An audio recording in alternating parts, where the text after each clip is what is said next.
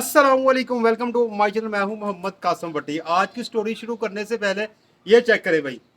भाई आप यकीन करें, इसकी एज भला कितनी है? 3 मंथ का भी होने वाला है, या फिर 3 मंथ से चंद दिन ऊपर लगा ले। तो इसकी ग्रोथ चेक करें भाई। ये इसका मुंह देखे भाई, है ना? नहीं, आप इस तरफ से देख ले भाई, क्या बात है। अब ये इसके पर देखे जरा, लग रहा है ना यूनिक पीस। दूसरा पर देखिए इसका, है ना यूनिक पीस। अब इसके पाँव देखे, पंजा चेक करें भाई, कितना कितना बड़ा पंजा है। ये पंजा चेक करें, पंजे का साइज कम से कम ना यूं कहे कि 2.5 से 3 इंच पंजे का साइज है। इतना इसका ही पंजा, और टांगे इसकी इतनी मजबूत है। ये इसके पाटे मजबूत लग रहे, सही लग रहे, और यूं कहे कि इसके ऊपर काफी गोश्त है। अब 3 मंथ से ऊपर, चलो भाई 3.5 लगा लेते हैं। इसकी ग्रोथ कैसी होगी ये चेक करें भाई। ये पूरा का पूरा ये पीस है। आपको लगेगा इस तरह का बर्ड्स 3 मंथ में तैयार हो सकता है? भाई पॉसिबल नहीं है। तब तैयार होगा जब भाई कोई बंदा काबुल होगा, उसको पता होगा इसको खिलाना क्या है, शुरुआत कैसे करनी है और एंड कैसे करना है।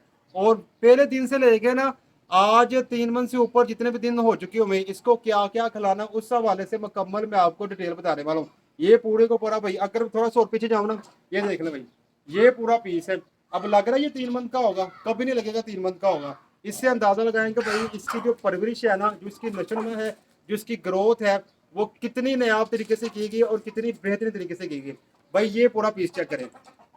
अगर इसके कद का अंदाजा लगाया ना, कम से कम इसका कद यूं कहें कि कोई 3 फुट के आसपास पहुंच चुका हुआ है। तो अब इसकी ग्रोथ हुई कैसे है इतनी ज्यादा? और ये ब्रीड क्या है भाई? ये हीरा ब्रीड का मुर्गा है। और इसकी ग्रोथ एंड से लेके शुरू तक मैंने कैसे की, इसी हवाले से मैं आपको डिटेल बताने वाला हूँ कि शुरुआत मैंने कैसे की थी, और अब ये 3 मंथ से ऊपर का जब हो चुका हुआ ना, तो किस तरह का परिंदा आपके सामने लग रहा है। जैसे कि मैंने आपको अपना मुर्गा दिखा दिया, हीरा ब्रीड है, प्योर ब्रीड हो ना। अगर आपको प्योर ब्रीड मिलती है ना, तो उसकी ग्रोथ जल्दी होती है।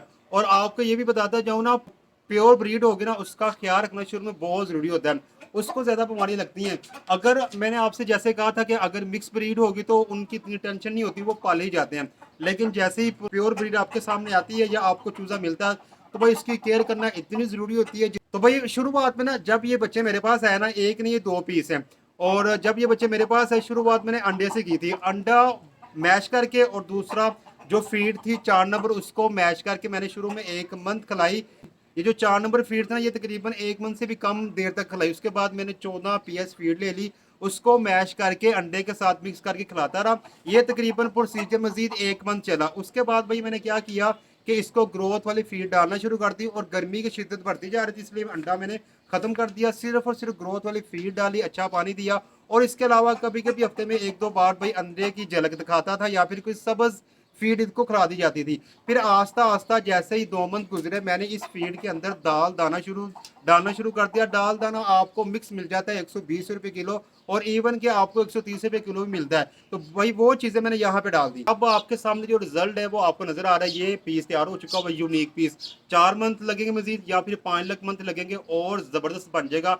एक तरह का सही ओरिजिनल फाइटर और सही ओरिजिनल ब्रीडर तैयार होगा। तो इसी के साथ मेरी आज की ये स्टोरी खत्म होती है। एक नई स्टोरी के साथ बहुत जल्द आपसे मुलाकात होगी। तब तक के लिए खुदा हाफिज़। अस्सलाम वालेकुम रहमतुल्लाहि व बरकातहू।